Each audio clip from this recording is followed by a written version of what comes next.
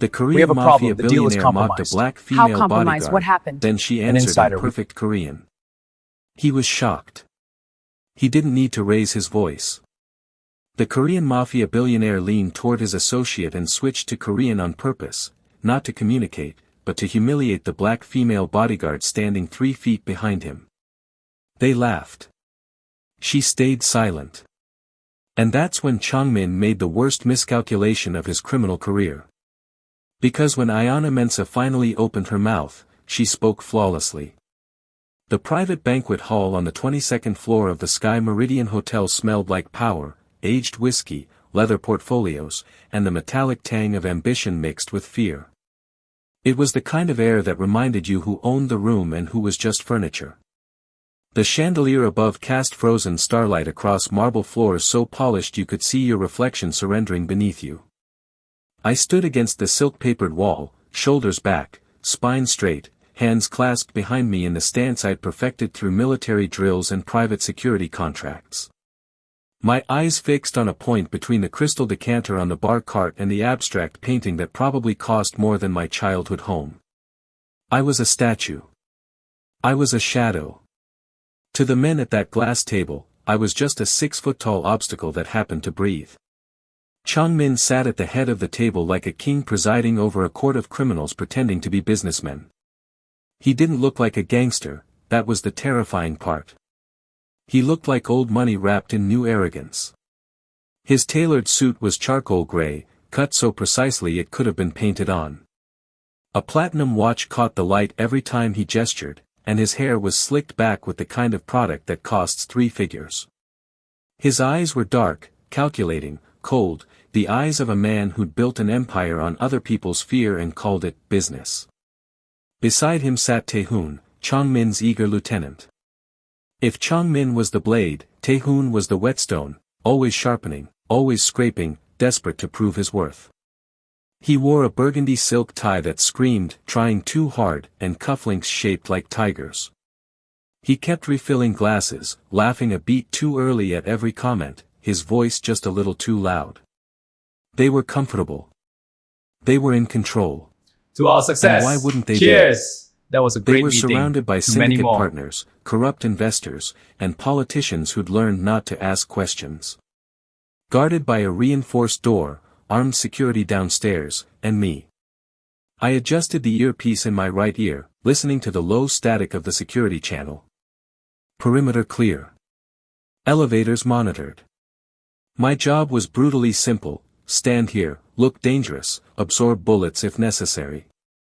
I was a black female bodyguard hired because I was visible, because I was intimidating, because my presence sent a message before I ever had to move. Changmin took a slow sip of amber liquid, ice clinking against crystal. Then his eyes slid toward me. It wasn't acknowledgement. It was the way someone looks at a painting they didn't choose but had to live with anyway. He swirled his glass once, twice. Then he leaned toward Tae-hoon. And switched to Korean. Why did the agency send me a foreign woman? Changmin murmured, his voice deliberately casual. He spoke Korean on purpose. He knew I was hired through an international firm. He knew I was American. He assumed, with the arrogance of a man who'd never been corrected, that language was a bulletproof wall. Is Seoul running out of real guards? He continued, flicking his gaze toward me like I was a stain on the wallpaper. Tae-hoon snickered into his drink, replying in Korean. Maybe they think big muscles replace intelligence. They laughed, low, dismissive, comfortable. I didn't move. I didn't blink. Changmin leaned back in his chair, confidence radiating from every angle. She stands like a statue. Probably memorized 2 English words, yes and sorry. More laughter rippled around the table. Tae-hoon grinned, emboldened. Look at her posture. Like a soldier who doesn't understand the battlefield. If trouble starts, Changmin said, his voice dripping with casual cruelty, we'll put her in front. Bullets love foreigners. A walking shield, Tae-hoon added. The words hit like stones, but my face remained smooth. Calm. Professional. Shield. Disposable. Replaceable. I felt the heat start in my chest, a slow burn that climbed from my stomach toward my throat. It was the sharp, primal urge to react, to speak, to show them exactly how wrong they were. But I buried it. I smothered it beneath years of tactical training and emotional discipline. If you're enjoying this story so far, please subscribe so you don't miss what happens next. Because they weren't done. Changmin swirled his wine, eyes still on me. She probably thinks we're talking about the weather. Taehoon turned toward me, speaking in exaggerated, broken English. You, okay, standing there, all night? I nodded once. Yes, sir. The table erupted in laughter. See? Changmin smirked. Programmed.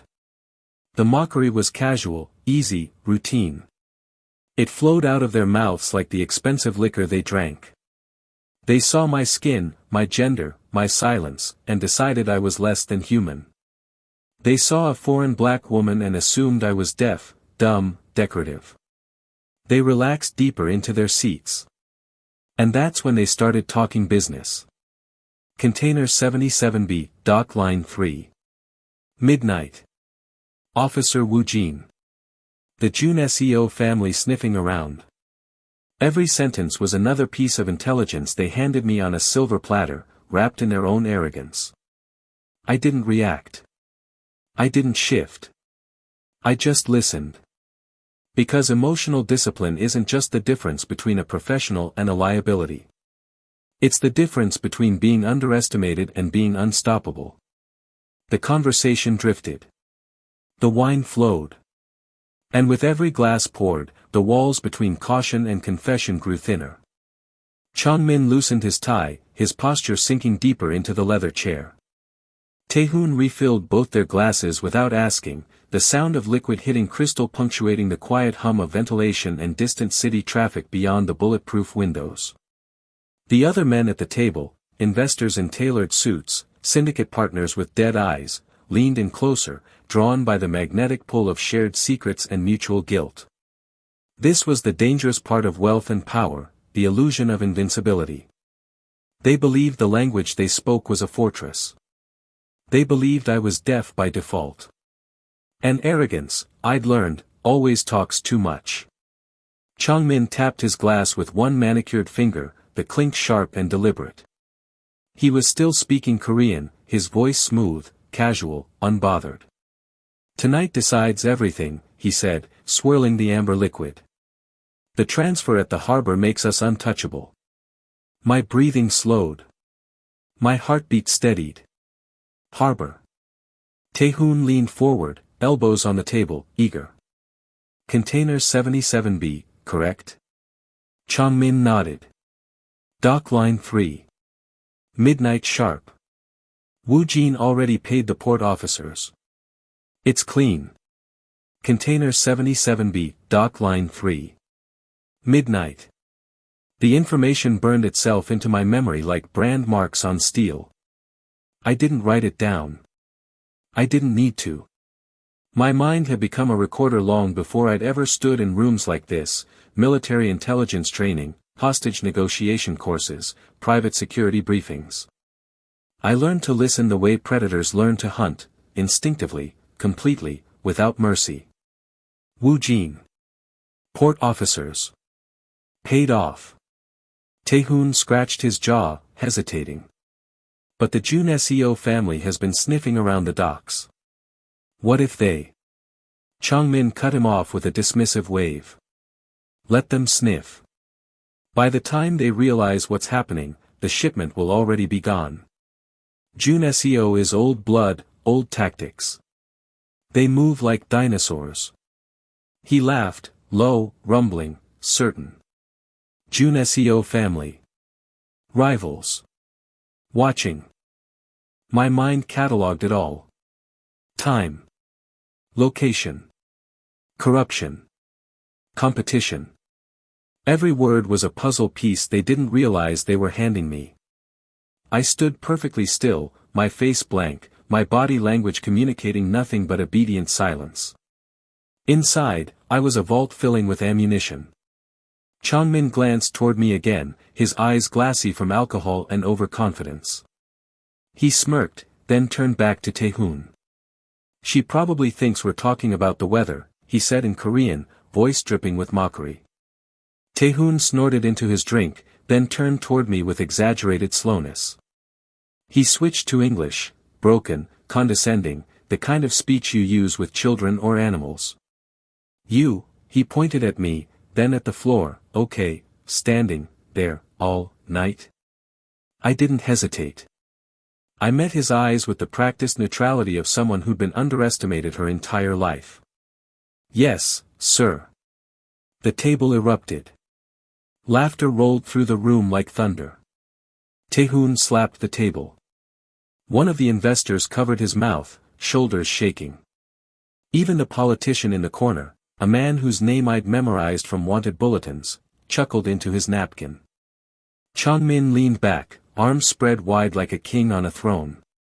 See, he said in Korean, gesturing toward me with his glass. Programmed. 2 words. That's all she's got. More laughter. I felt the sting. I felt the weight of their disdain pressing against my skin like heat from a furnace. But I didn't move. Didn't flinch. Didn't give them the satisfaction. Because every second they laughed was another second they kept talking. And I kept listening. Taehoon poured himself another drink, emboldened now, performing for the room. He turned to me again, grinning wide, his face flushed from alcohol. Hey, he said in broken English, louder this time. You know, Korean food? I blinked once. Waited. Changmin's eyes gleamed. He was enjoying this now, feeding off the crowd's energy. He leaned forward, fingers drumming on the table, a predator toying with prey. Ask her, Changmin said in Korean, voice dripping with cruel amusement, if she knows kimchi. Taehoon turned back to me, his grin stretched tight across his face. You know kimchi? The room waited. Every eye turned toward me. Changmin's glass paused halfway to his lips. The chandelier light glinted off polished marble and expensive watches. And in that silence, in that breathless moment of expectation, I made my choice. I lifted my chin. Not aggressive. Not proud. Just awake. My posture shifted, shoulders squared, spine lengthening, the stillness of furniture replaced by the presence of a person. I turned my head slowly, deliberately, until my eyes locked directly onto Changmin's. And I spoke. In flawless Korean. Kimchi isn't just food, sir, I said, my voice calm, clear, precise. It's fermented discipline, Cheers. salt, That time, was a great meeting. pressure, To and many more. patience. Much like power. If you rush it, it rots. The room detonated into silence. Wine glasses stopped mid-air. Mouths hung open. The investor nearest the door actually leaned back in his chair as if physically pushed. Taehoon's grin collapsed like a building losing its foundation. His glass slipped in his hand, liquor sloshing against the rim. He coughed, once, twice, choking on air in disbelief. Changmin's fingers tightened around his cup, knuckles going white. His face didn't change immediately. It was too much shock for expression. He just stared, frozen, his brain trying to reconcile what his ears had just heard with what his arrogance had decided was impossible. I didn't stop. I continued in Korean, my tone still professional, still measured, but now carrying the full weight of everything I knew. And patience tells me that dock line 3 is already compromised. The silence cracked. Changmin's eyes widened. One of the politicians stood halfway up, then sat back down, unsure what to do with his body. I kept going.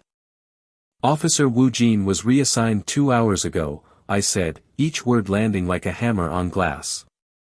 His replacement works for the Jun SEO family. Taehoon gasped audibly. You understand. Container 77B will be seized at midnight, I continued, ignoring him. Not by police. By your rivals wearing police uniforms. The air changed. Not loud. Not violent. Just heavy, like gravity had doubled in the room. Changmin slowly rose to his feet. His chair scraped against marble. His hands pressed flat against the table. His face had gone pale beneath his expensive tan, his jaw clenched so tight I could see the muscle jumping beneath his skin. "What did you say?" he whispered. His voice was barely audible, but it cut through the room like a blade. I held his gaze. Didn't blink. Didn't waver. I said Doc Line 3 is compromised. June SEO is already moving. Taehoon's hand shook as he set his glass down, liquor spilling across the table. You understand Korean?" I tilted my head slightly, the ghost of a smile touching the corner of my mouth. "I understand arrogance even better." Changmin stared at me like I was a ghost. Like I'd risen from the floor and shed my skin to reveal something else entirely. His mind was racing, I could see it in his eyes. He was replaying every word he'd said. Every insult. Every piece of intelligence he'd casually tossed into the air like confetti. Shield. Disposable. Foreigner. Weather. His breathing quickened. "You heard everything?" he asked, his voice hollow. I nodded once. "Everything." "For how long?" I let the silence stretch for just a moment. Let him marinate in the full weight of his mistake. Then I answered, my voice quiet but absolute. "Since the first insult." The room went colder. Changmin's hands trembled, barely, but I saw it. Taehoon had gone completely still, his face drained of color, eyes wide like a child who just realized the monster under the bed was real. The other men at the table exchanged glances. No one spoke. No one moved. They were witnessing a power shift in real time, and every instinct told them to stay silent. Changmin exhaled slowly, his chest rising and falling like a man trying to control a wild animal inside his ribcage. He studied me now, not as furniture, not as muscle, but as danger-wearing manners. He lowered himself back into his chair, movements slow, calculated. His eyes never left mine. "Your name," he said quietly. "Ayana Mensah." He nodded once, processing. Recalculating. The arrogance was still there, but now it was wrapped in something else. Respect. Or maybe fear. It was hard to tell the difference. Changmin leaned forward, elbows on the table, fingers steepled beneath his chin. His eyes were sharp now, cutting through the shock, analyzing me like I was a puzzle he'd mistaken for wallpaper. "Why didn't you interrupt?" he asked, his Korean slow and deliberate. I kept my voice steady, professional. "Because men reveal more when they feel superior." The sentence hung in the air like smoke. Changmin's jaw tightened. Something flickered across his face, anger, maybe, or recognition. He wasn't used to being read. Wasn't used to being played. And yet here I was, standing in his private room, having just stripped him bare with nothing but patience and his own arrogance. He studied me differently now. Not as furniture. Not as muscle hired to absorb bullets. As something far more dangerous. A strategic asset he hadn't known he'd purchased. "Your name," he said again, quieter this time, as if the first answer hadn't fully registered. "Ayana Mensah." He nodded slowly, tasting the syllables. "You're not Korean." "No. But you speak like one." "I trained here," I said. "Studied here. Protected executives here for 3 years before your agency contracted me." Changmin's eyes narrowed. "And the language?" "I learned it," I said simply, "so nobody could plan my death in front of me." The room went still again. That sentence landed harder than any physical blow. It was truth without decoration. Survival without apology. The kind of statement that separates people who talk about the world from people who navigate it. "Taehoon, still frozen in his seat, looked like he'd swallowed glass. Changmin exhaled, long, slow, deliberate. Then he gestured toward the chair directly across from him at the glass table. Sit. I hesitated. Every instinct told me this was a test. Sitting meant equality. Sitting meant I was no longer the hired shadow in the corner. But sitting also meant exposure, closer, vulnerable, within arm's reach. I prefer to stand, sir. Changmin's lips twitched. Not quite a smile. Something colder. That wasn't a command, he said quietly. It was respect. I held his gaze for 3 full seconds. Then I moved. Slowly, deliberately, I crossed the room and lowered myself into the chair. My back stayed straight. My hands rested on my thighs. I didn't touch the table. Didn't lean back. I sat like someone ready to stand at a moment's notice. Changmin watched every movement. Then he poured a drink, not for himself, and slid it across the glass toward me. I didn't touch it. He smiled faintly. Smart.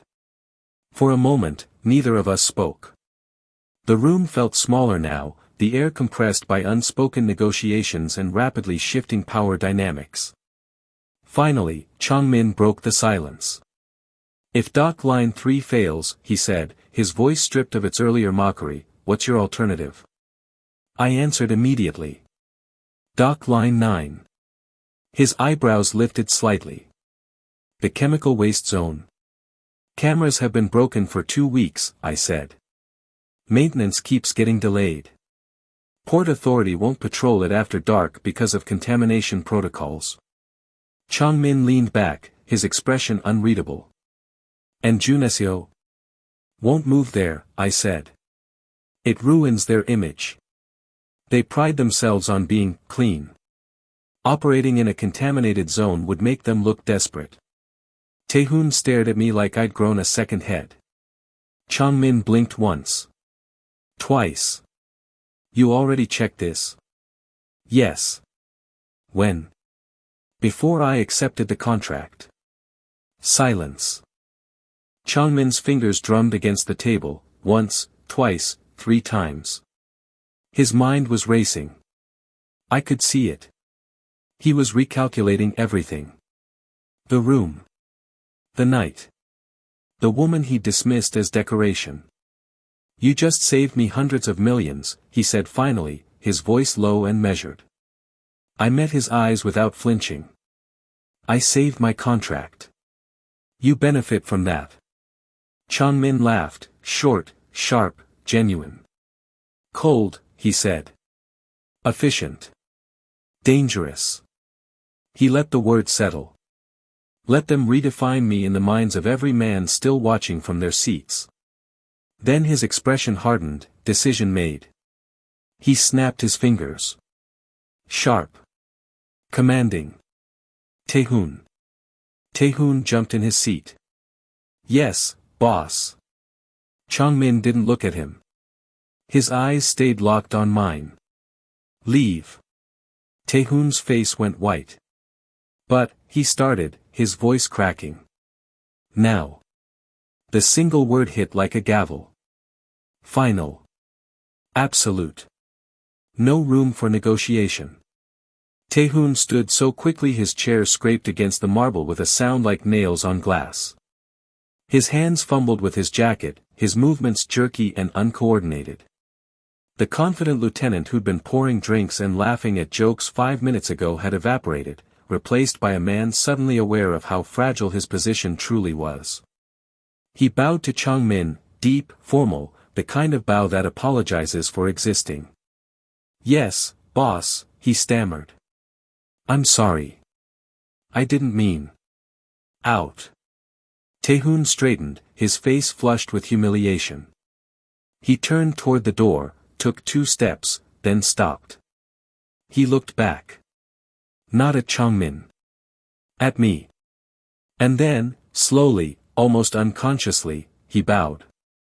To me. It wasn't deep. It wasn't long. But it was there. A dip of the head. A slight bend at the waist. Recognition. Acknowledgement. The kind of gesture you offer someone who outranks you, someone whose power you've just witnessed firsthand. The other men at the table saw it. So did Changmin. Taehoon's eyes widened as if he'd surprised even himself. Then he turned and walked quickly toward the door, his shoes clicking against marble like a countdown. The door opened. Closed. And just like that, the room felt larger. Emptier. More dangerous. Changmin didn't move. Didn't speak. He sat perfectly still, watching the closed door for 3 full seconds before his gaze slid back to me. The other men, investors, syndicate partners, politicians, seemed to understand the silent command. One by one, they stood. Murmured excuses. Gathered their things. Within 60 seconds, the room had cleared like water draining from a sink. Then it was just us. The silence was different now. Not tense. Not hostile. But charged, like the air before lightning strikes. Changmin reached for his glass, took a slow sip, then set it down with deliberate care. "You let me humiliate you," he said quietly. I didn't look away. "No. I let you expose yourself." His eyes narrowed, but not with anger. With something closer to fascination. He leaned back in his chair, studying me the way a chess player studies an opponent who just made an unexpected move. "Most people would have interrupted," he said. Corrected me. Defended themselves. "Most people," I replied, "don't understand the value of silence." "And you do." "Silence is expensive," I said. "But only to people who underestimate it." Changmin smiled, small, tight, genuine. "You knew exactly what you were doing." "Yes." "From the beginning." "Yes." He shook his head slowly, almost admiringly.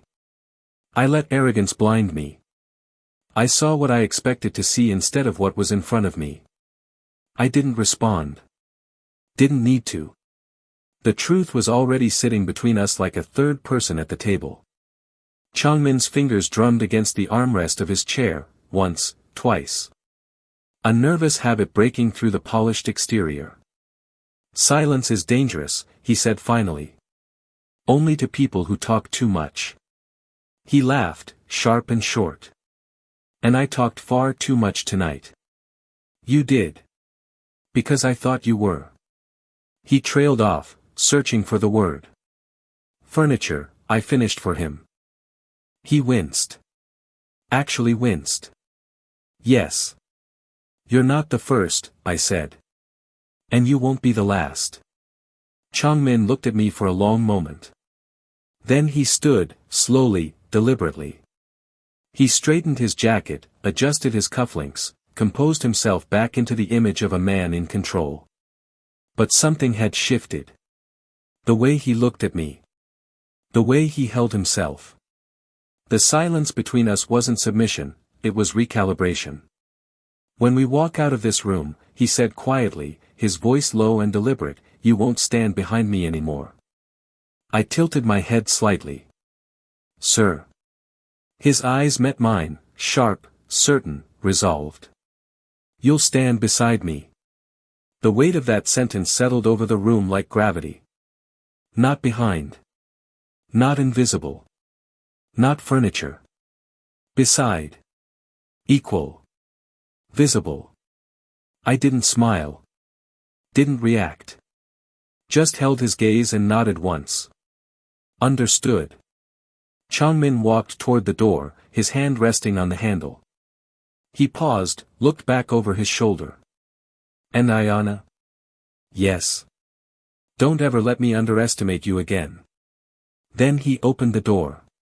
And everything changed. The hallway outside the banquet hall was lined with guards. 6 of them. Armed. Stoic. Standing at perfect intervals like human pillars.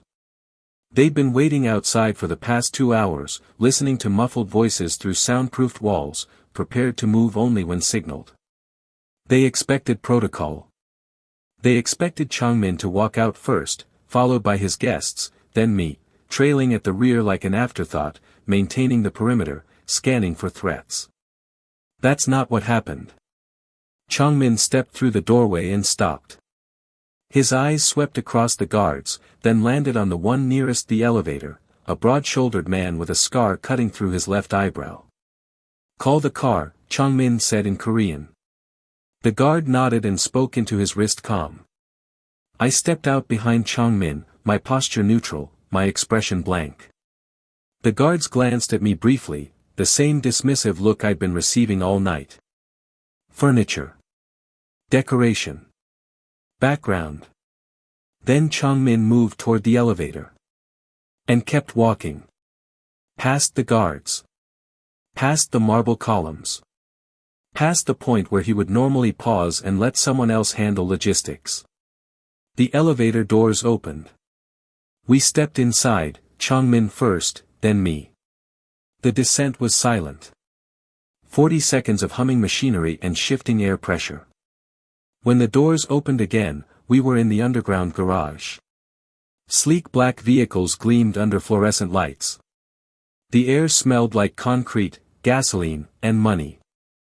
Changmin's limousine waited near the exit ramp, a stretched Mercedes with tinted windows and armor plating hidden beneath glossy paint.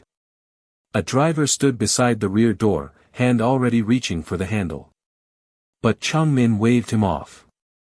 The driver froze. Changmin walked directly to the car, gripped the door handle himself, and pulled it open. Then he turned. Looked directly at me. And said, loud enough for every guard in the garage to hear. "She rides with me." The world stopped. Every guard within earshot went rigid. The driver's mouth opened slightly. One of the perimeter guards actually took a step forward, then caught himself and froze mid-stride. "She rides with me. Not in the follow car. Not in the security vehicle. Not in the back of the convoy where shadows belong. With him. In his car. Beside him." I didn't hesitate. Didn't let the shock register on my face. I simply walked forward, calm and deliberate, and climbed into the limousine. The interior smelled like leather and bergamot. Soft LED lighting traced the edges of the cabin. The seats were cream-colored, impossibly soft. A partition separated us from the driver. Changmin slid in beside me and closed the door. The engine purred to life. We pulled out of the garage and into the Seoul night. Neon lights slid across the tinted windows, pink, blue, green, painting the interior in shifting colors. The city blurred past like a living painting. Skyscrapers stretched toward the sky. Street vendors packed up their carts. Taxis honked. Life moved. And inside the limousine, silence sat between us like a living thing. Changmin looked at my reflection in the window. His face was half shadowed, half illuminated by passing streetlights. "Silence is expensive," he said quietly. I turned my head, met his eyes directly. "Only to people who underestimate it." He smiled, genuine this time, not mocking. Then he reached forward and pressed a button on the console. A small screen lit up. He tapped it twice, accessing a secure channel. "Reroute the operation," he said in Korean, his voice sharp and commanding. "Cancel dock line 3. Move everything to dock line 9. Chemical waste zone. Cameras are offline. I want it done in 2 hours." A voice crackled through the speaker. "But sir, Woo Jin already." "Woo Jin is compromised," Changmin interrupted. "Junesio owns him now. Anyone who argues doesn't understand the situation."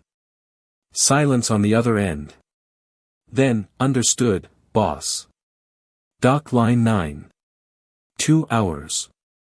Changmin ended the call. He leaned back, exhaled slowly, and looked at me again, this time without pretense, without performance. "You saved my empire tonight," he said. I protected my contract, I replied evenly. He shook his head. No. You did more than that. The limousine turned onto a highway, the city stretching out behind us. Changmin's reflection sharpened in the glass as we passed under a streetlight. I thought I hired protection, he said quietly. I waited. He turned to face me fully now, his expression unreadable but his eyes sharp. But you're not protection. No.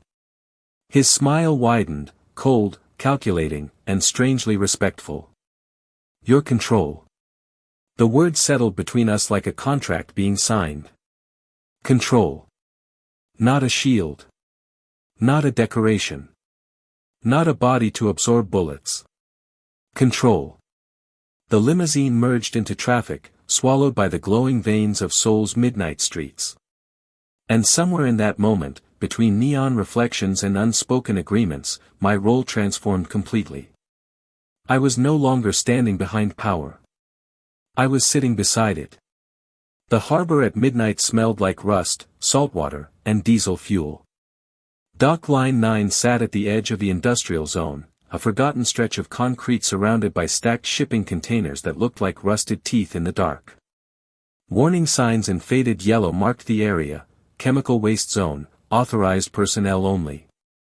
The pavement was cracked and stained, puddles of oily water reflecting nothing but darkness. No working streetlights. No cameras. No patrol routes. Perfect. Changmin's convoy rolled to a stop 50 meters from the loading zone. 3 vehicles. 12 armed men. One objective: move container 77B before sunrise. I stepped out of the limousine first, scanning the perimeter. The air was thick with humidity and the sharp tang of industrial chemicals. Somewhere in the distance, metal clanged against metal. Water lapped against the concrete edge of the dock. Changmin emerged behind me, his tailored suit looking absurdly expensive against the backdrop of decay.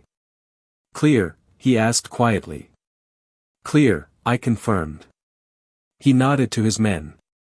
They moved like shadows, quick, efficient, disciplined. 2 stayed with the vehicles. The rest advanced toward the container marked 77B, bolt cutters and manifest sheets already in hand. I stayed near Changmin, my eyes never still. Then I saw it. Movement. Dock Line 3, 200 meters north along the waterfront. Figures in dark uniforms moving between containers. Flashlight beams cutting through the fog. At least 8 of them, maybe more. They wore police tactical gear, but their movements were wrong, too synchronized, too aggressive for routine patrol. I touched Changmin's arm. He stopped immediately. North, I said quietly. Dock Line 3. His eyes followed my gesture. He saw them too. The flashlights. The coordinated sweep pattern. The way they were setting up a perimeter around the exact location he would have been if I hadn't intervened. His jaw tightened. Junesio, he breathed. I nodded. Police uniforms. Just like I said. We watched in silence as the fake officers moved through Dock Line 3 like hunters searching for prey that never arrived. They checked containers. Scanned manifests. Radios crackled. One of them kicked a crate in frustration. They were expecting Changmin. They were expecting container 77B. They were expecting an ambush that would end his empire in handcuffs and headlines. But Changmin wasn't there. He was here. In the chemical waste zone. In the place too dirty for proud families like Junesio to operate. Changmin exhaled slowly, his breath visible in the cold night air. You were right, he said quietly. Dock Line 3 would have destroyed us. I didn't respond. Didn't gloat. Just kept watching. One of Changmin's men approached, voice low. Boss, containers open. Ready to transfer. Changmin nodded but didn't move. His eyes stayed locked on the distant figures at Dock Line 3. I turned to the guard. Pull 2 men from the trucks. Position them at the north access road. Eyes on dock 3. Anyone moves this direction, I want 30 seconds warning. The guard hesitated, glancing at Chongmin. Chongmin nodded. Do what she says. The guard left. I keyed my earpiece. Perimeter team, tighten the circle. No lights. No radios unless critical. Move like ghosts. Voices crackled affirmations. Chongmin watched me work, calm, methodical, no wasted words. I didn't shout. Didn't panic. Didn't micromanage. Just gave clear instructions and trusted competence. The transfer continued in near silence. Container 77B was unloaded. Crates moved. Trucks repositioned. Every movement precise, controlled, invisible. At dock line 3, the fake police were still searching. Still waiting. Still hunting a target that would never arrive. 20 minutes. 30. Then the Junesio team gave up. Flashlights clicked off. Radios went silent. They retreated into the fog like sharks, realizing the blood in the water was a decoy. Chongmin let out a breath he'd been holding for far too long. They're gone, he said. For now, I replied. The last crate was loaded. The truck doors closed with muted thuds. Chongmin's men moved back to the vehicles, efficient and silent. Chongmin stood beside me, staring at the empty darkness where Junesio's ambush had been waiting. If we'd gone to dock line 3. He trailed off. You'd be in custody, I said. Or dead. Depends on how ambitious they were feeling. He turned to look at me, really look at me. Not as an employee. Not as a bodyguard. As something else entirely. You didn't just save the shipment, he said quietly. No.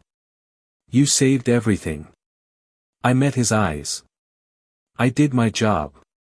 Chongmin shook his head slowly, almost disbelieving. I underestimated the most dangerous person in the room, he whispered. The limousine door opened behind us. The city waited beyond the harbor.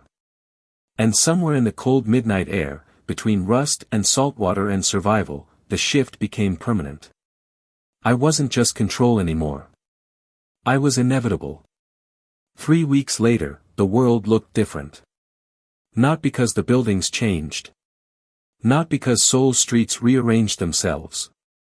But because the rules had shifted. And when rules shift, everything else follows. The shipment from dock line 9 had moved smoothly, untouched, untraced, invisible. By the time Junesio realized they'd been hunting shadows at dock line 3, the cargo was already distributed across 3 countries. The trap they'd set so carefully had caught nothing but their own embarrassment. Chongmin's empire didn't just survive. It expanded. And I expanded with it. I sat in the private conference room on the 40th floor of the Meridian Tower. Floor-to-ceiling windows overlooked the Han River. The table was white marble. The chairs were Italian leather. 8 men sat around that table, syndicate leaders, financial advisors, operational directors. And me. Not standing against the wall. Not hovering near the door like decoration. Sitting. Directly beside Chongmin. The first time it happened, the room had gone silent. Eyes had darted. Questions had lingered unspoken. But Chongmin had simply introduced me, calm, deliberate, absolute.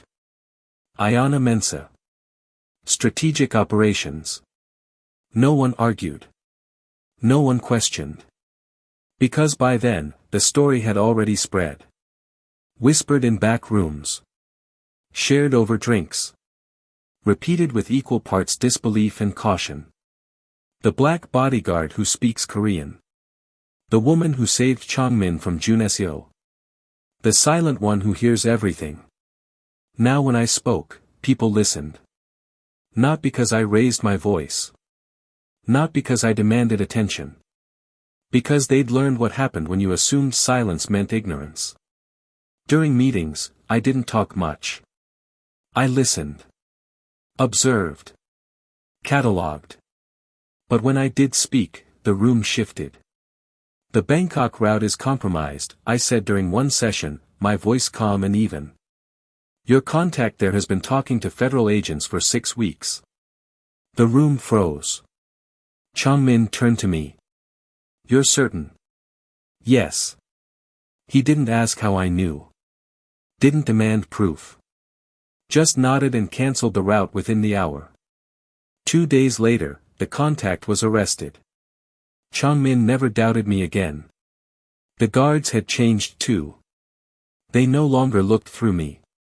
They looked at me. When I gave an order, reposition here, check that corridor, tighten the perimeter, they moved immediately. No hesitation. No second guessing. Respect wasn't given. It was earned. And I'd earned it in a language they understood, results. One afternoon, Chongmin brought a new associate into his office, a middle-aged man from Busan with expensive shoes and cheap manners. The man spoke loudly, gestured wildly, filled the room with his voice. Chongmin let him talk for exactly 3 minutes. Then he leaned forward, his voice quiet. Before you say anything else, Chongmin said in Korean, you should know, she hears everything. The man glanced at me, confused. She. Chongmin didn't smile. Ayana Mensah. She speaks Korean fluently. She also speaks Mandarin, Japanese, and Russian.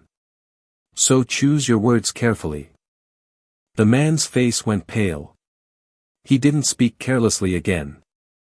Late one evening, after the meetings ended and the offices emptied, I stood by the window overlooking the city. Neon lights blinked like distant stars.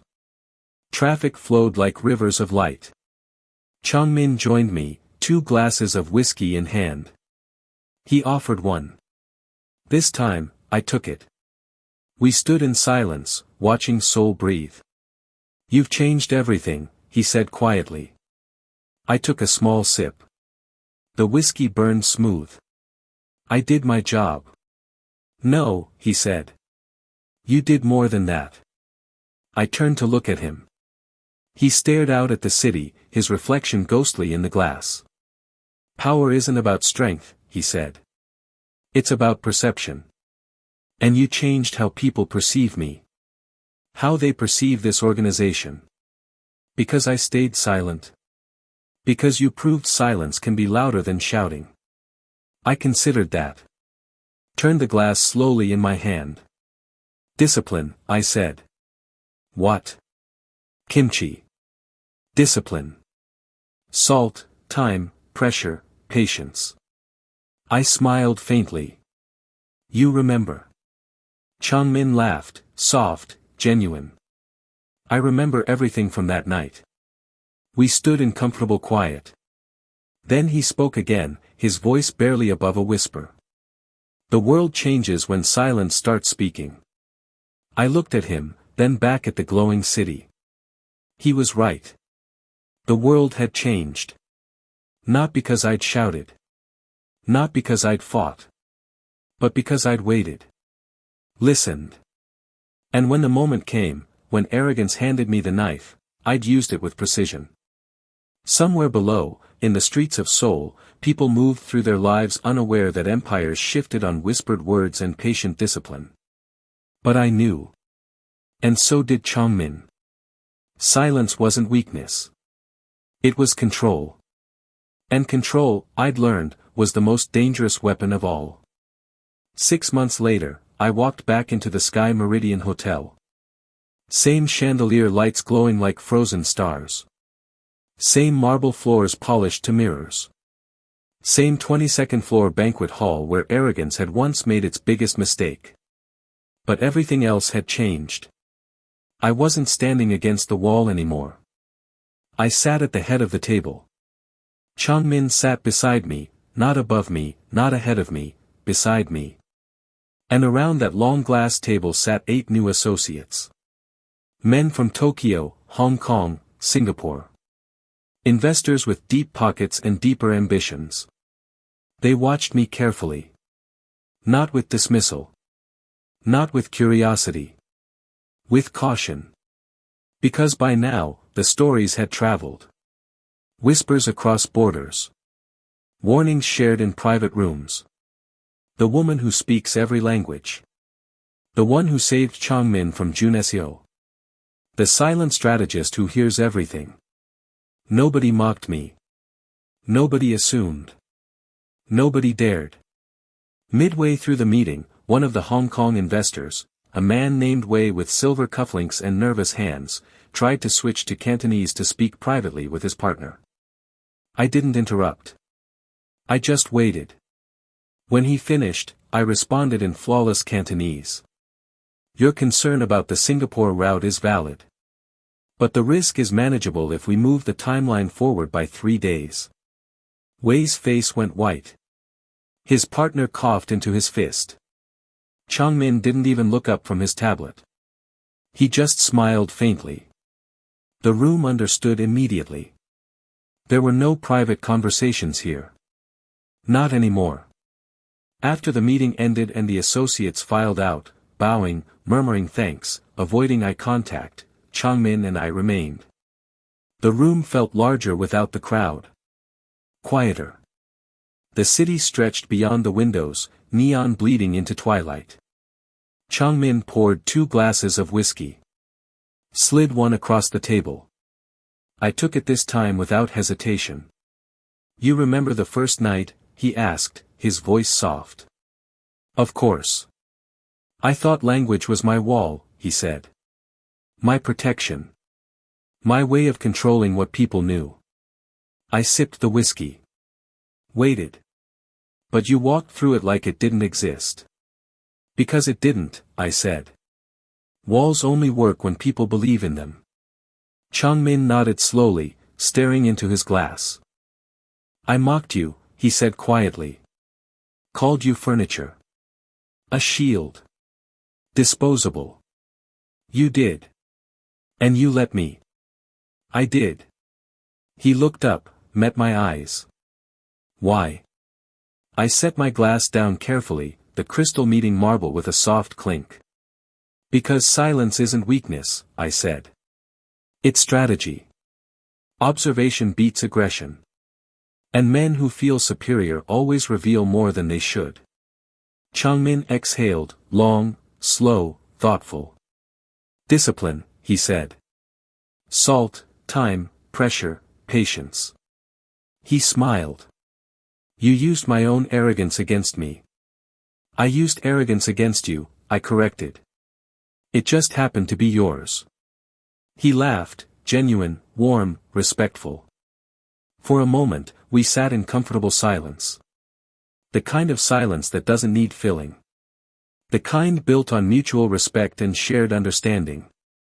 Then Chongmin spoke again, his voice quieter now. I hired protection, he said. I looked at him. I found a strategist. The word settled between us like a contract being honored. I stood. Smoothed my jacket. Prepared to leave. Chongmin stood too. Ayana? I turned. Thank you, he said simply. I nodded once. You're welcome. I walked out of that room the same way I'd walked in 6 months ago, back straight, steps measured, expression unreadable. But everything was different now. The guards in the hallway nodded as I passed. Not out of obligation. Out of respect. The elevator descended smoothly, carrying me back toward the city below. And somewhere in that descent, I thought about power. Real power. Not the kind you scream. Not the kind you demand. The kind you earn through patience. Through discipline. Through listening when everyone assumes you can't hear.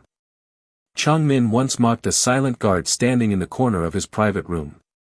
Now he walks beside her, knowing the most dangerous weapon in his empire isn't a gun, a knife, or a threat. It's the woman who speaks only when it matters. And when she does, the world listens.